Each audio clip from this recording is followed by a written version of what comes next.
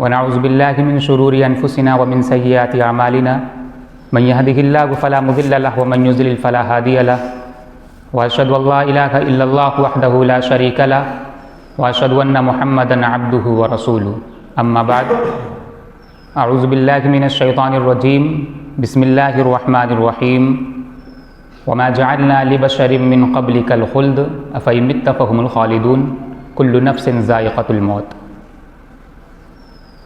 میرے بھائیوں اور دوستوں اور بزرگوں، آج کی اس محفل میں جو میں موضوع آپ کے سامنے لے کر آیا ہوں وہ موت کے اوپر ہے کہ موت کیا چیز ہوتی ہے اور اللہ تعالیٰ نے انسان کو کیسے پیدا کیا، کس مقصد کے تحت پیدا کیا، اور جب وہ اس دنیا سے جائے گا تو وہ اللہ رب العالمین کے سامنے کھڑا ہو کر، اللہ رب العالمین کی بارگاہ میں کھڑا ہو کر وہ اپنا حساب و کتاب کرے گا۔ اللہ تعالیٰ نے اگر اس دنیا میں انسان کو پیدا کیا تو یوں ہی بیکار نہیں چھوڑ دیا اسے، اور اگر اللہ تعالیٰ نے اس دنیا میں انسان کو پیدا کیا ہے تو اس کا ایک مقصد ہے،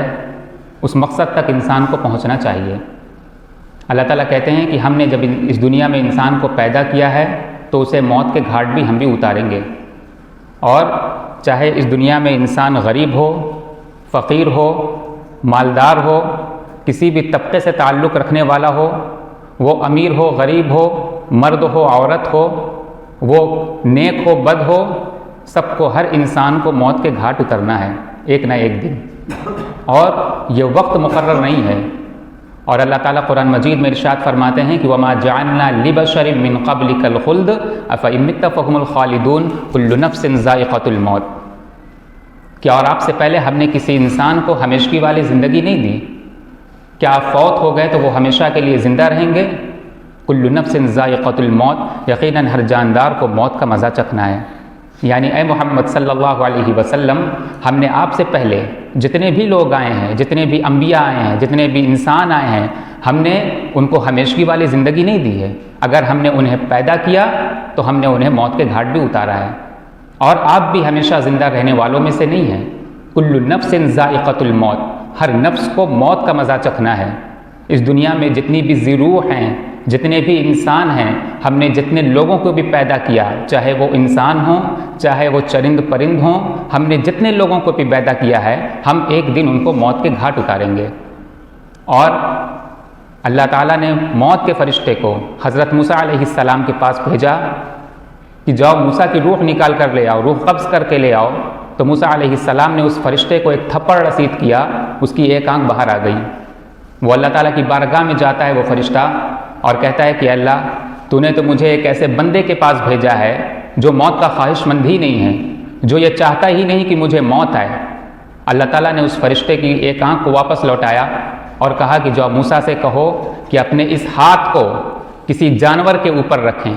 اور ان کے ہاتھ کے نیچے اس جانور کے جتنے بال آئیں گے، اس ایک بال کے بدلے میں موسیٰ کو مزید 1 سال کی زندگی عطا کروں گا۔ جو موسیٰ سے کہو کہ کیا موسیٰ کو منظور ہے؟ وہ فرشتہ آیا اور موسیٰ علیہ السلام سے کہا کہ اللہ رب العالمین نے آپ کے لیے یہ حکم کیا ہے، اللہ رب العالمین نے آپ کے لیے یہ فرمان جاری کیا ہے کہ موسیٰ سے کہو کہ اپنے ہاتھ کو کسی جانور کے اوپر رکھیں، اور اس کے نیچے جتنے بھی بال آئیں گے، اس ہاتھ کے نیچے میں موسیٰ کو مزید 1 سال کی زندگی عطا کروں گا۔ کیا موسیٰ کو منظور ہے؟ موسیٰ علیہ السلام نے اس فرشتے سے کہا کہ اللہ رب العالمین سے پوچھو کہ اس کے بعد کیا ہوگا، اس زندگی کے بعد کیا ہوگا؟ اللہ رب العالمین نے کہا کہ پھر موت کے گھاٹ تو اترنا ہی ہے۔ تو موسیٰ علیہ السلام نے کہا کہ پھر ابھی منظور ہے۔ یعنی اتنی لمبی زندگی گزارنے کے باوجود بھی اللہ تعالیٰ ہر انسان کو، ہر چرند پرند کو، جتنی بھی ذی روح ہیں جس کے اندر اللہ تعالیٰ نے جان ڈالی ہے، ہر انسان کو موت کے گھاٹ اترنا ہے۔ اور یہ موت کب آئے گی، کس وقت آئے گی، کسی کو نہیں پتہ۔ جب انسان کی موت کا وقت مقرر ہوتا ہے اسی وقت آتی ہے، نہ 1 سیکنڈ پہلے آتی ہے، نہ 1 سیکنڈ بعد میں آتی ہے۔ چاہے وہ جو بھی ہو، چاہے وہ اس دنیا کا بادشاہ ہو، چاہے وہ اس دنیا کا فقیر ہو، کوئی بھی ہو، ہر انسان کو موت کے گھاٹ اترنا ہے۔ اور اللہ رب العالمین نے قرآن مجید میں ارشاد فرمایا کہ وَمَا تَدْرِي نَفْسٌ مَاذَا تَكْسِبُ غَدًا وَمَا تَدْرِي نَفْسٌ بِأَيِّ أَرْضٍ تَمُوتُ، کہ اور کوئی نفس یہ نہیں جانتا کہ وہ کل کو کیا کمائے گا، یعنی کل جب اپنی دکان کا وہ تالا کھولے گا تو وہ انسان، وہ شخص یہ نہیں جانتا کہ وہ کل کو کتنا کمائے گا. وہ کل جب صبح سو کر اٹھے گا، وہ شخص، وہ انسان یہ نہیں جانتا کہ وہ نیکی کا کام کرے گا یا ثواب کا کام کرے گا یا گناہ کا کام کرے گا، کس کا کام کرے گا، وہ کل کو کیا کمائے گا. اور دوسری آیت میں اللہ تعالیٰ ارشاد فرماتے ہیں کہ وَمَا تَدْرِي نَفْسٌ مَاذَا تَكْسِبُ غَدًا وَمَا تَدْرِي نَفْسٌ بِأَيِّ أَرْضٍ تَمُوتُ. کسی شخص کو، کسی انسان کو یہ نہیں معلوم کہ اس کی موت کس زمین پر آئے گی.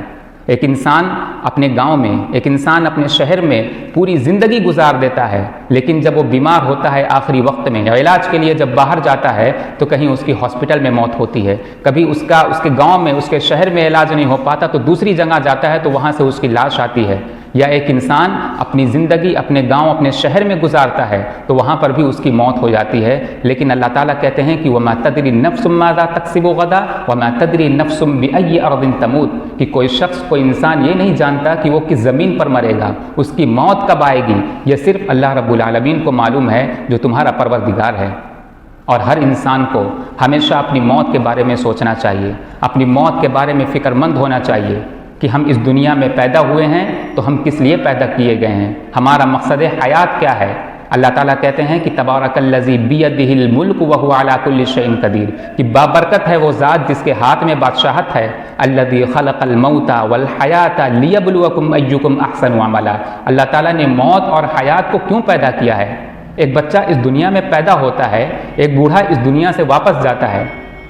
ان کی جو زندگی ہے اس کے درمیان اللہ تعالیٰ کہتے ہیں کہ ہم نے موت اور حیات کو کیوں پیدا کیا ہے. ہم نے موت اور حیات کو اس لیے پیدا کیا ہے کہ تاکہ ہم تمہیں آزمائیں. لیبلوکم ایکم احسن عملا، کہ تم میں سے بہترین عمل کون کرتا ہے. اس دنیا میں آتا ہے، ہم اس دنیا میں انسان کو پیدا کرتے ہیں تو ہم کیوں پیدا کرتے ہیں؟ انسان کو اپنا مقصد حیات جاننا چاہیے کہ اللہ تعالیٰ نے اگر اس دنیا میں پیدا کیا ہے تو کیوں پیدا کیا ہے.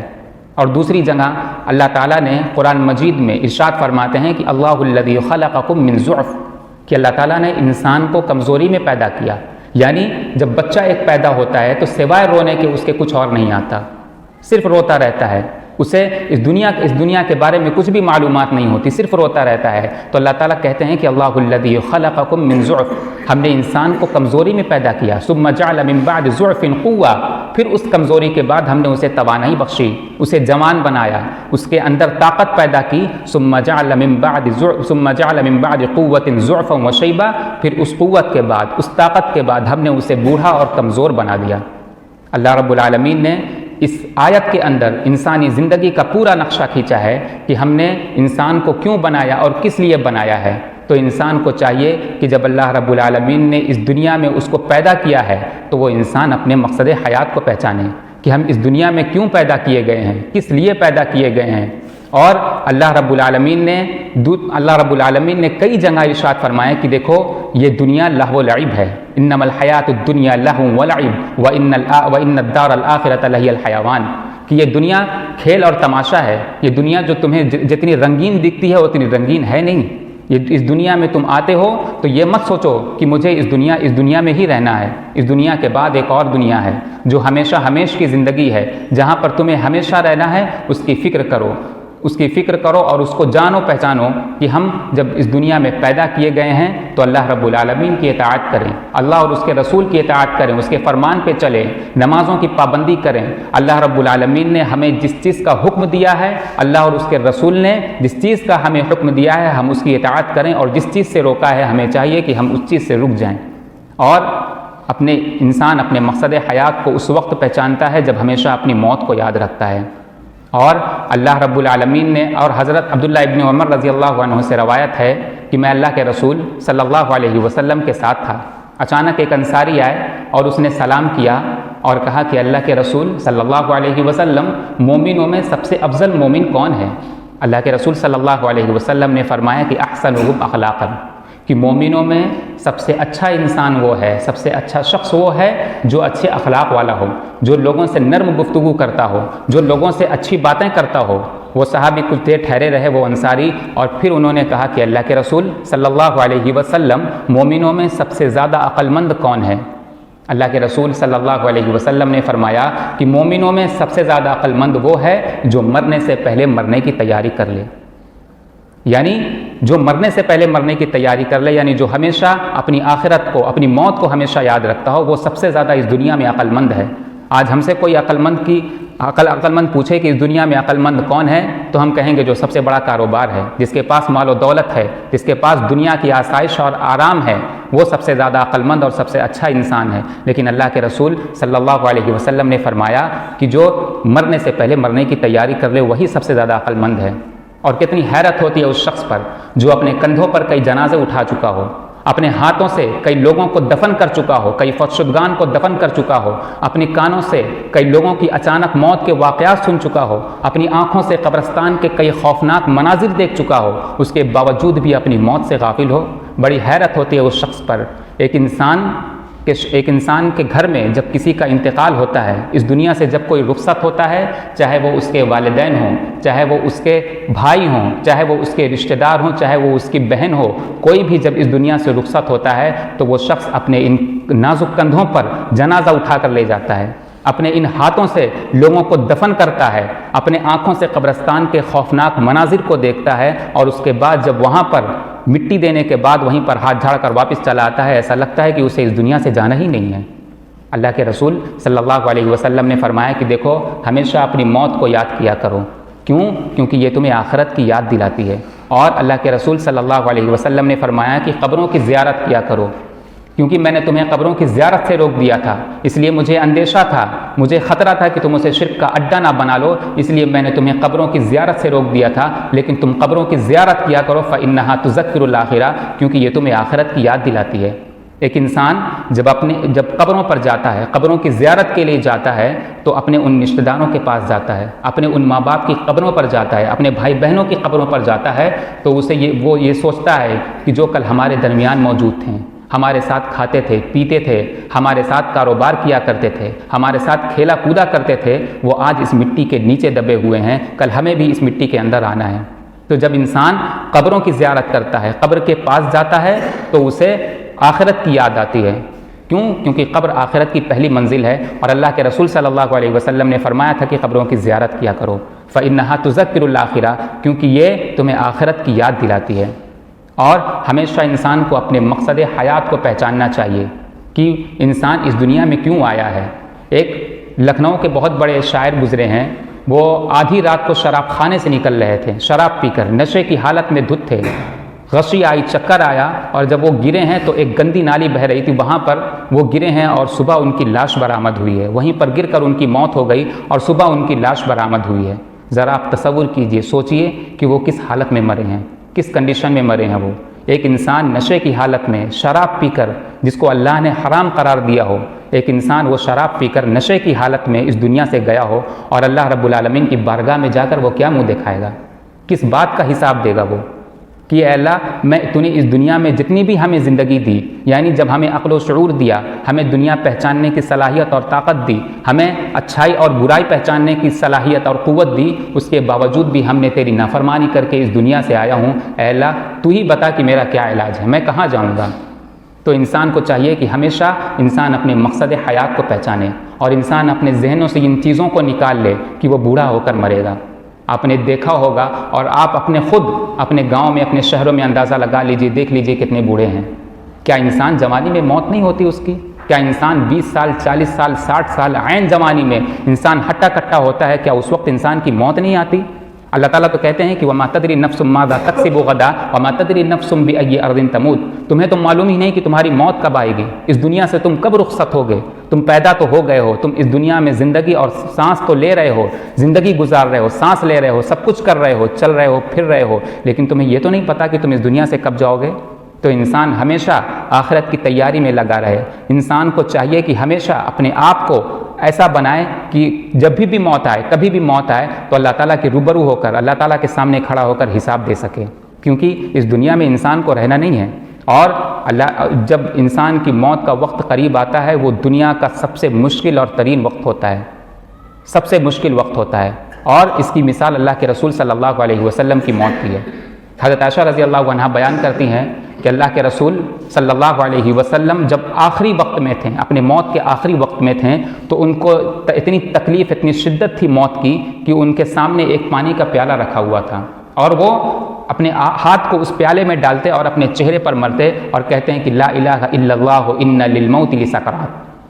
کہ اللہ تعالیٰ کے سوا کوئی معبود برحق نہیں ہے، یقیناً موت کی سختیاں ہوتی ہیں۔ ذرا سوچئے کہ اس کائنات کے نبی جو سب کے نبی ہیں، آخر الزماں ہیں، اللہ تعالیٰ نے انہیں نبوت سے سرفراز کیا، اللہ تعالیٰ نے بتدریج دھیرے دھیرے پورا قرآن نازل کیا ان کے اوپر، اور آخری وقت میں ان کی یہ حالت ہے، ان کی یہ کنڈیشن ہے، جب ان سے کوئی غلطی ہوتی تو اللہ تعالیٰ ان کی طرف وحی نازل کر دیتے، وَمَا يَنطِقُ عَنِ الْهَوَىٰ إِنْ هُوَ إِلَّا وَحْيٌ يُوحَىٰ، کہ نبی کریم صلی اللہ علیہ وسلم جب بھی کوئی غلطی کر بیٹھتے تو اللہ تعالیٰ وحی بھیجتے، وحی نازل کرتے ان کی طرف۔ ان کی یہ حالت، جب آخری وقت آتا ہے تو انسان کی یہ حالت ہوتی ہے، یہ وقت ہوتا ہے، اور ہم اور آپ تو تصور ہی چھوڑ دیجیے اس چیز کا۔ اور حضرت عائشہ رضی اللہ عنہا بیان کرتی ہیں کہ اللہ کے رسول صلی اللہ علیہ وسلم کی موت کی سختی کو دیکھنے کے بعد مجھے کسی کی موت کی سختی پر اتنا تعجب نہیں ہوا، کیونکہ میں اللہ کے رسول صلی اللہ علیہ وسلم کے پاس تھی، میں ان کی موت کی سختی کو دیکھ رہی تھی، اس کے بعد میں نے نہ جانے کتنے لوگوں کی موت دیکھی ہے، مجھے کسی کی موت پر تعجب نہیں ہوا ہے۔ بہت عجیب سا وہ منظر تھا، عجیب سی کشش تھی وہ، جب انسان کی موت کا وقت قریب آتا ہے تو انسان کو پتہ چلتا ہے کہ وہ کس حالت میں ہے، اس کی پوری بدن اینٹ جاتی ہے، پریشانی ہوتی ہے انسان کو۔ اور اللہ کے رسول صلی اللہ علیہ وسلم نے فرمایا کہ ہمیشہ اپنی موت کو یاد کیا کرو،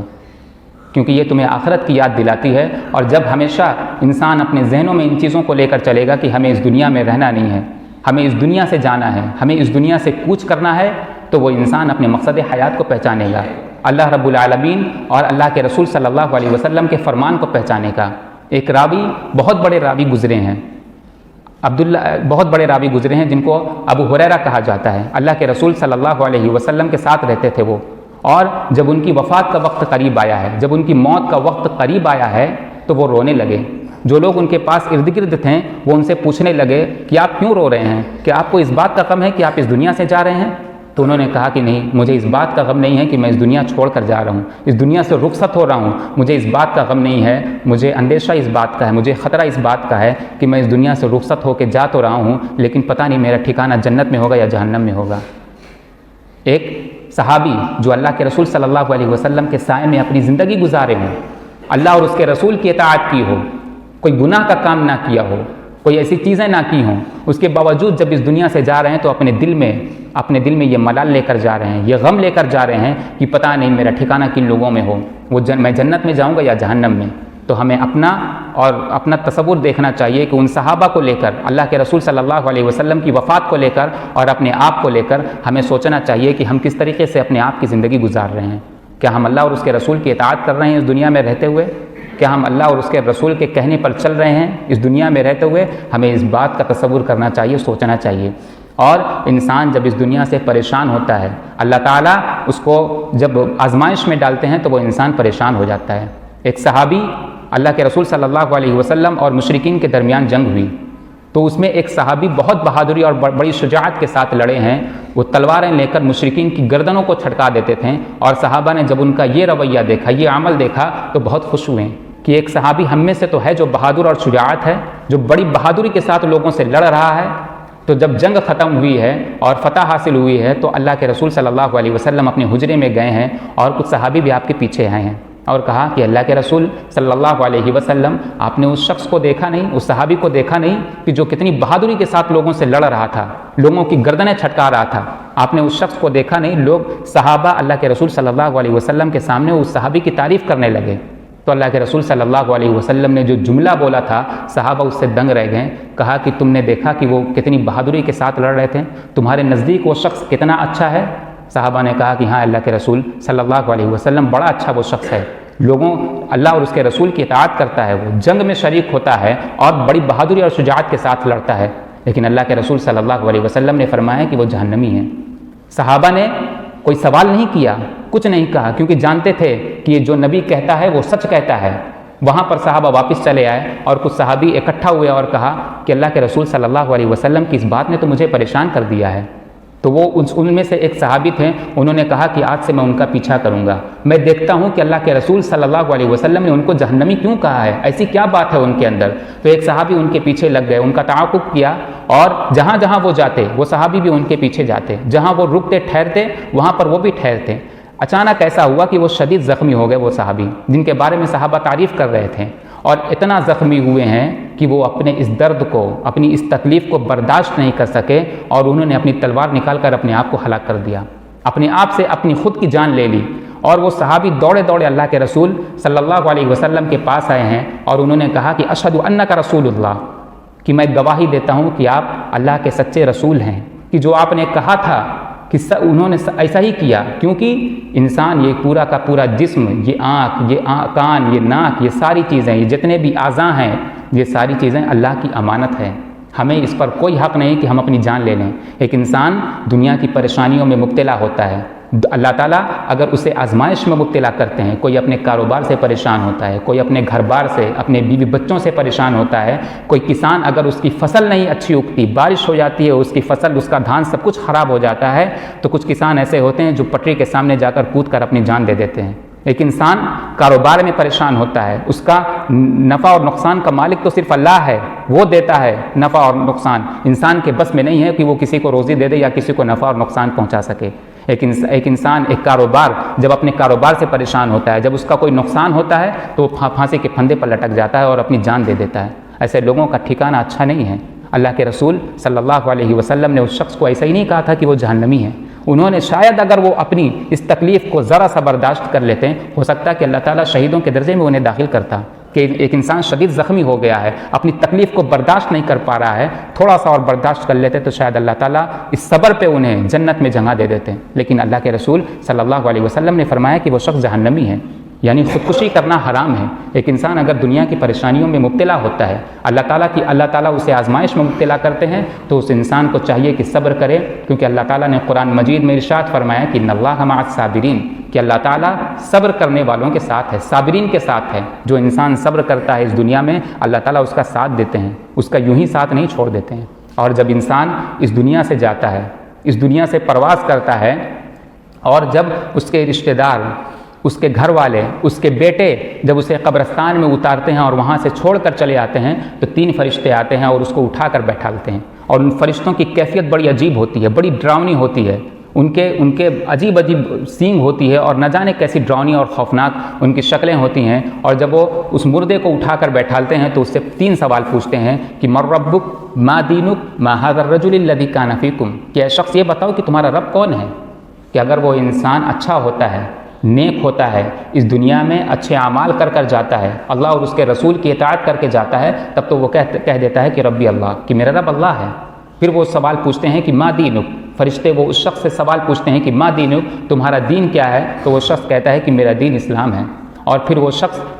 وہ فرشتے اس شخص سے تیسرا سوال پوچھتے ہیں کہ ما ھذا الرجل الذی کان فیکم، یعنی تم محمد صلی اللہ علیہ وسلم کے بارے میں کیا کہتے ہو؟ تو وہ شخص کہتا ہے کہ یہ ہمارے آخری نبی ہیں،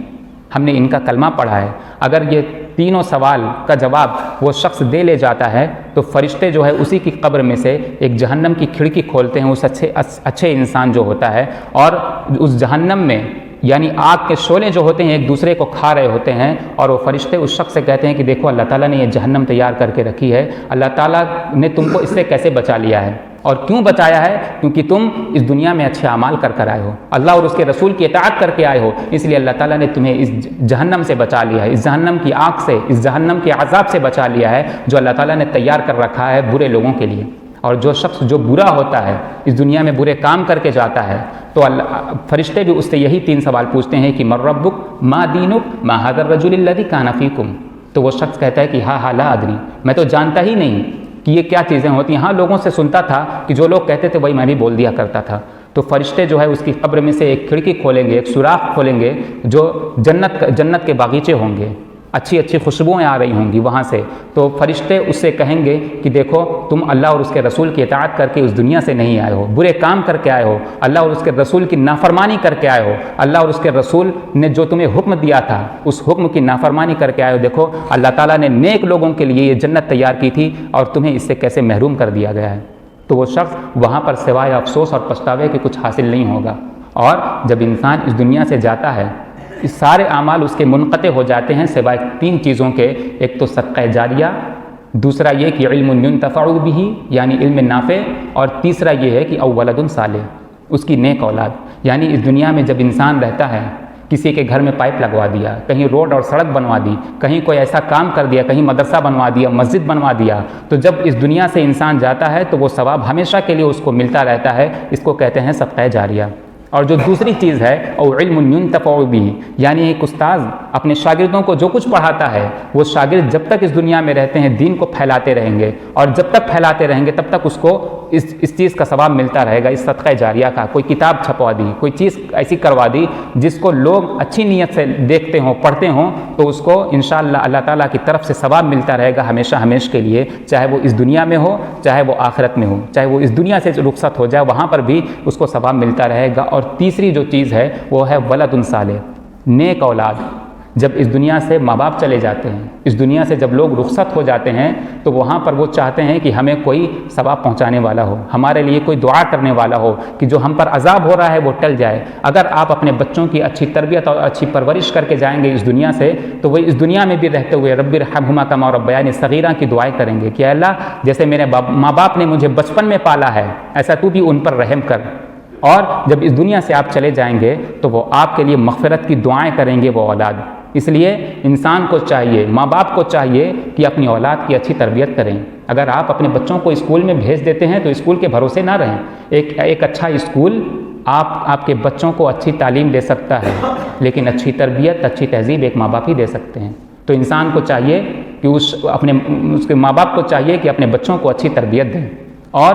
اس دنیا میں ایک بہت بڑے شاعر گزرے ہیں جن کو علامہ اقبال کے نام سے جانا جاتا ہے. ان کی علامہ اقبال کی ماں جو ہے بہت پرہیزگار اور متقی تھیں، اور ان کے جو والد تھے وہ سودی کاروبار کیا کرتے تھے. اور جب علامہ اقبال کی ولادت کا وقت آیا ہے اور جب وہ علامہ اقبال پیدا ہوئے ہیں اپنی ماں کے بطن سے، تو علامہ اقبال کی والدہ کو یہ چیز بری لگتی تھی کہ میرے شوہر یعنی علامہ اقبال کے جو والد تھے وہ سودی کاروبار کیا کرتے تھے، وہ اس میں سے کچھ حرام کی بو آتی تھی، وہ ایسا کاروبار کیا کرتے تھے. تو علامہ اقبال کی والدہ کو یہ چیزیں اچھی نہیں لگتی تھیں، یہ چیزیں بھلی نہیں معلوم ہوتی تھیں. تو انہوں نے کیا کیا کہ اپنے کچھ زیورات تھے جو ان کے پاس، اس کو بیچ کر ایک بکری خریدی اور علامہ اقبال کی اس سے پرورش کی اس بکری سے. بعد اس بکری کے دودھ سے، جو بکری کا دودھ ہوتا تھا، اس دودھ سے علامہ اقبال کی پرورش کی. ان کو یہ تک گوارا نہیں تھا کہ میرا بچہ جو اس دنیا میں آیا ہے، جو معصوم سا ہے، جو جانتا ہی نہیں کہ حرام اور حلال کی تمیز نہیں جانتا، لیکن اللہ تعالیٰ نے اس کی والدہ کو بتا دیا ہے، اللہ تعالیٰ نے اس کی والدہ کو اس چیز کا علم دیا ہے. وہ یہ چاہتی نہیں تھی کہ اپنی چھاتی سے ان کے منہ میں ایک قطرہ بھی دودھ ڈال دیں. انہوں نے اپنے کچھ زیورات بیچے ہیں اور اس زیورات سے جو بکری آئی ہے اس بکری کے دودھ سے علامہ اقبال کی پرورش کی ہیں. بعد میں اللہ تعالیٰ نے ان کے والد کو ہدایت دی اور وہ صحیح راستے پر آئے ہیں. تو ماں باپ کا بہت بڑا رول ہوتا ہے اپنے بچوں کی پرورش کرنے میں. آپ کا بچہ اگر نماز نہیں پڑھتا ہے، آپ کا بچہ اگر شرارت کرتا ہے تو اسے سمجھائیے. اگر وہ 7 سال کا ہو گیا ہے تو اسے نماز کا کہیے کہ بیٹا جاؤ نماز پڑھنے کے لیے. اور اگر وہ 10 سال کا ہو گیا ہے اس کے باوجود بھی نماز نہیں پڑھتا تو ماں باپ کو چاہیے کہ اسے ماریں،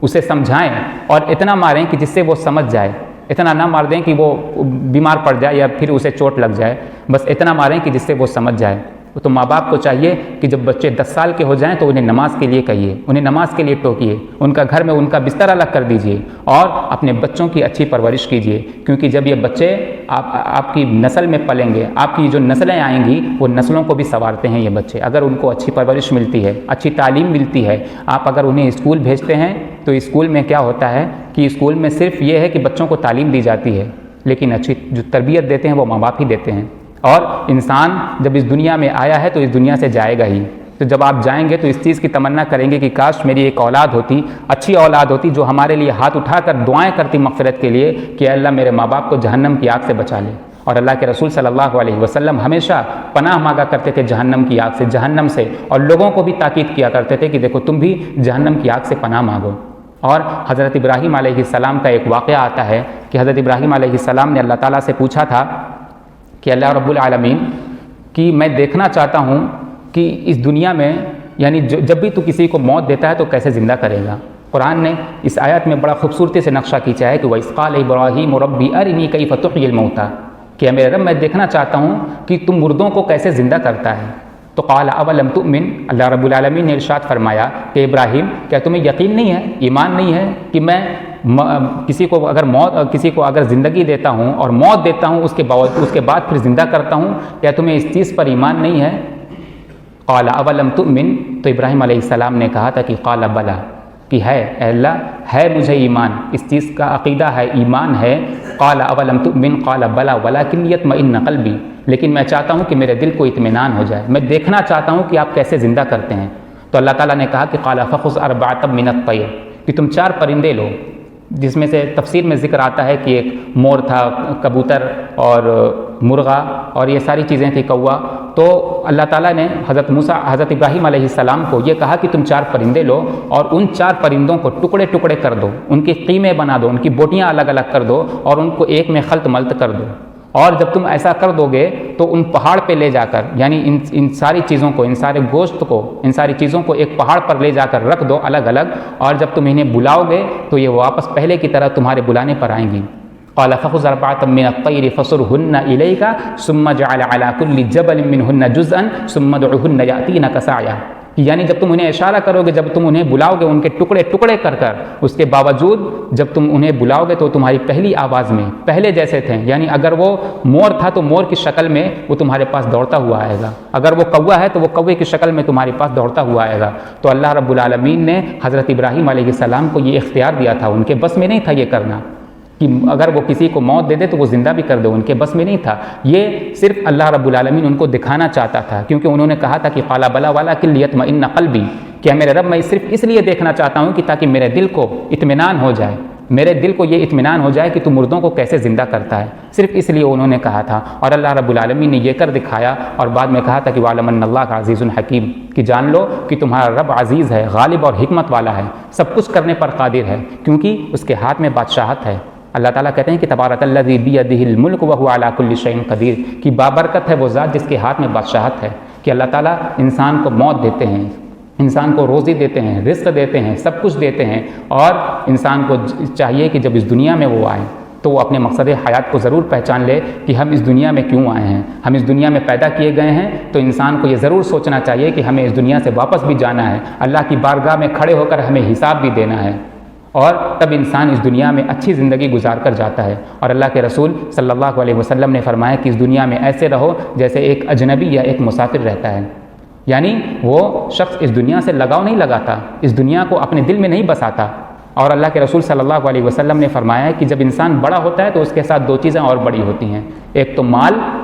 اور اس کی خواہشات، دنیا کی خواہشات بڑھتی جاتی ہے اس کے اندر، جیسے جیسے دھیرے دھیرے انسان بڑا ہوتا ہے، نشو و نما پاتا ہے، تو اس کے اندر یہ 2 چیزیں اور تیزی سے بڑھتی جاتی ہیں۔ اسی لیے اللہ کے رسول صلی اللہ علیہ وسلم نے فرمایا کہ اس دنیا میں ایسے رہو جیسے ایک اجنبی یا ایک مسافر رہتا ہے۔ ایک مسافر جب اپنا سفر طے کرتا ہے تو اپنے ساتھ کچھ چیزیں لے کر چلتا ہے، اور جب وہ تھک جاتا ہے تو کسی پیڑ کے سہارے، کسی سایہ دار درخت کے نیچے وہ کچھ دیر آرام کے لیے بیٹھ جاتا ہے، اور پھر جب وہ آرام کر لیتا ہے تو وہاں سے پھر اپنا سامان لے کر اور پھر روانہ اپنی منزل کی طرف روانہ ہو جاتا ہے۔ تو اللہ کے رسول صلی اللہ علیہ وسلم نے اس دنیا میں رہنے والوں کے لیے ایک مسافر کی مثال دی ہے۔ تو ہمیں چاہیے کہ ہم اس دنیا میں جب آئے ہیں تو اپنے مقصد حیات کو پہچانیں، ہم کیوں پیدا کیے گئے ہیں، کس لیے پیدا کیے گئے ہیں، اور ہمارا مقصد حیات کیا ہے، ہمیں چاہیے کہ ہم ان سب چیزوں کو جانیں۔ اور آخر میں اللہ رب العالمین سے دعا ہے کہ اللہ رب العالمین ہم سب کو جب تک اس دنیا میں رکھے